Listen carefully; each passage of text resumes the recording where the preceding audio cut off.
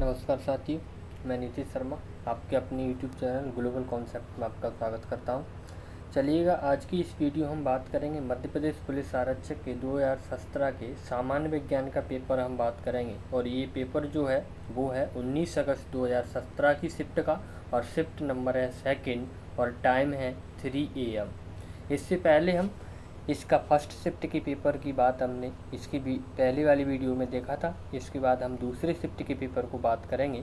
तो चलिएगा स्टार्ट करते हैं आज के इस वीडियो को, जिसमें से पहला क्वेश्चन है, पीलिया होने की दशा में कौन सा अंग प्रभावित होता है। आपसे पूछा है कि जब आपको पीलिया होता है तो उससे आपका कौन सा अंग जो होता है वो इफेक्टेड होता है, आपको बताना है। पहला ऑप्शन है यकृत, दूसरा ऑप्शन है हृदय, तीसरा ऑप्शन है फेफड़े और चौथा ऑप्शन है पेट। तो इसका जो राइट आंसर होगा वो होगा option number A, right answer. यानी कि आपको जब पीलिया होता है, इस पीलिया के कारण आपका यकृत होता है, लिवर, वो इफेक्टेड होता है।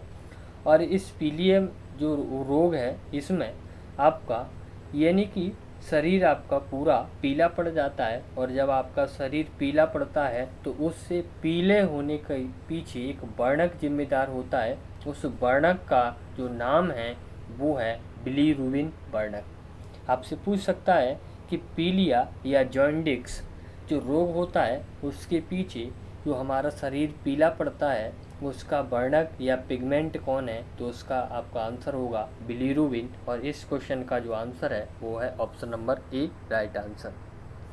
नेक्स्ट क्वेश्चन की ओर चलते हैं।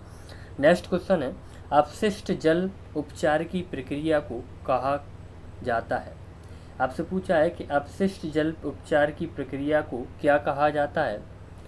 पहला ऑप्शन है विलयन, दूसरा ऑप्शन है जल प्रदूषण, तीसरा ऑप्शन है क्लोरीनीकरण और चौथा ऑप्शन है जल शोधन। इसकी जगह आपको ऑप्शन 4 में थोड़ा सा करेक्शन करना है। यहाँ पे जो ऑप्शन होगा वो होगा मल जल शोधन, मल जल शोधन।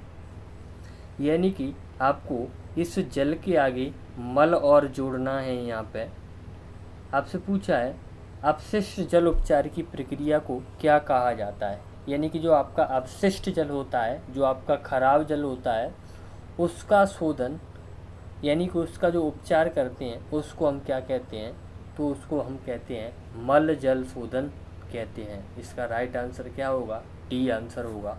नेक्स्ट क्वेश्चन की ओर चलते हैं। नेक्स्ट क्वेश्चन है, जब कोई व्यक्ति अत्यधिक खाता है उसका डैश ऊतक वसा से भर जाता है। यानी जब कोई व्यक्ति ज़्यादा खाना खाता है तो उसका कौन सा ऊतक वसा से भर जाता है, उस ऊतक का नाम पूछा है आपसे।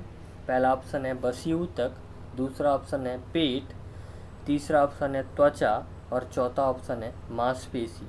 इसका जो राइट आंसर होगा वो होगा option number A, right answer होगा। यानी जब कोई व्यक्ति ज़्यादा खाता है तो उसका वसी ऊतक वसा से क्या हो जाता है, भर जाता है, यानी कि फैट स्टोर हो जाता है। नेक्स्ट क्वेश्चन देखते हैं। नेक्स्ट क्वेश्चन है, जब वायु में एल्कोहल दहन करता है तो ऊर्जा डैश के रूप में मुक्त होती है।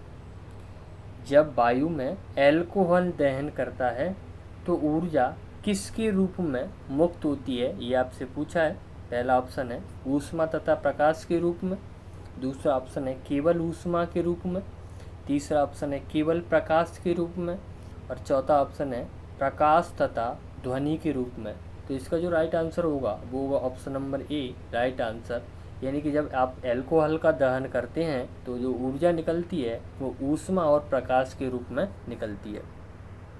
नेक्स्ट क्वेश्चन देखते हैं। नेक्स्ट क्वेश्चन है, रेगिस्तान के पौधों में जल हानि की दर किसकी उपस्थिति के कारण कम हो जाती है। आपने देखा होगा जो रेगिस्तान में पेड़ पौधे पाए जाते हैं उनमें जो बाष्प उत्सर्जन की क्रिया होती है वो बहुत कम होती है। उस क्रिया को कम होने का कारण पूछा है आपसे कि कौन जिम्मेदार होता है जिसकी वजह से वो बाष्प उत्सर्जन की क्रिया को कम करते हैं। पहला ऑप्शन है सुबेरिन, दूसरा ऑप्शन है क्यूटिकल, तीसरा ऑप्शन है लिग्नन और चौथा ऑप्शन है रंध्र। इसका जो राइट आंसर होगा वो होगा option number B, right answer होगा, क्योंकि रेगिस्तान के जो पौधे होते हैं उसमें क्यूटिकल पाया जाता है, इसी कारण जल की हानि कम होती है। नेक्स्ट क्वेश्चन देखते हैं। नेक्स्ट क्वेश्चन है, नाभिकीय ऊर्जा संयंत्र के रिएक्टर में ऊर्जा निम्न प्रक्रिया के माध्यम से उत्पन्न होती है।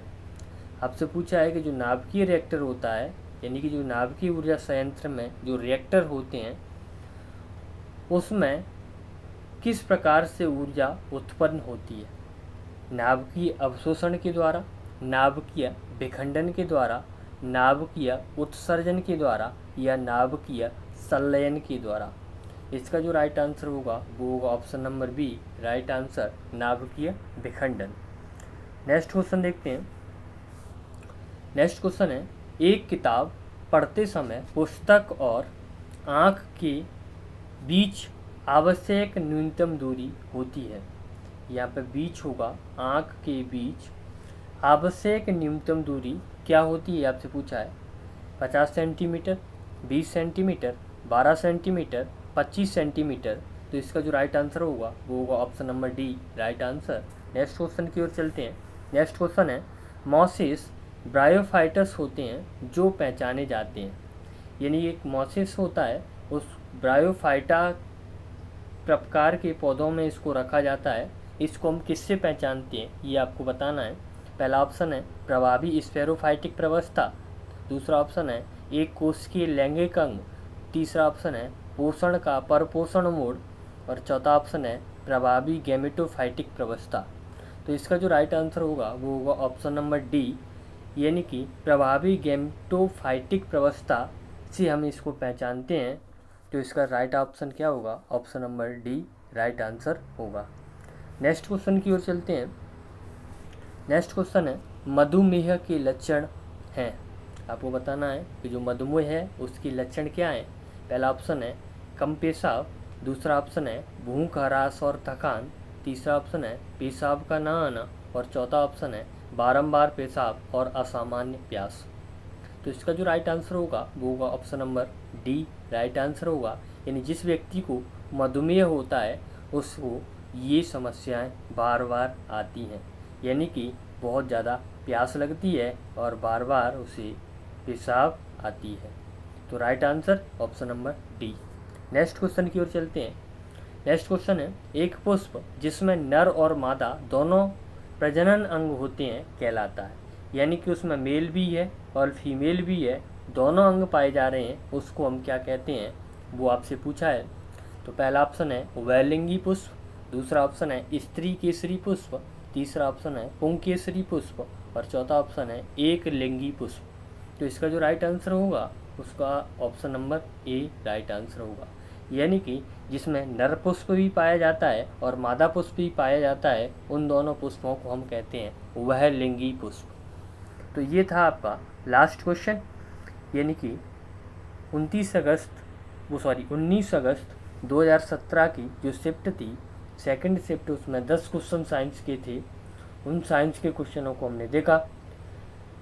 तो इस वीडियो में इतना ही, मिलते हैं बहुत जल्द इसके आगे 20 अगस्त 2017 के पेपर के साथ। अगर आपको वीडियो अच्छी लगी हो तो वीडियो को लाइक करें और चैनल पर अगर आप नए हैं तो चैनल को सब्सक्राइब करना ना भूलें और वीडियो को लाइक करें। धन्यवाद।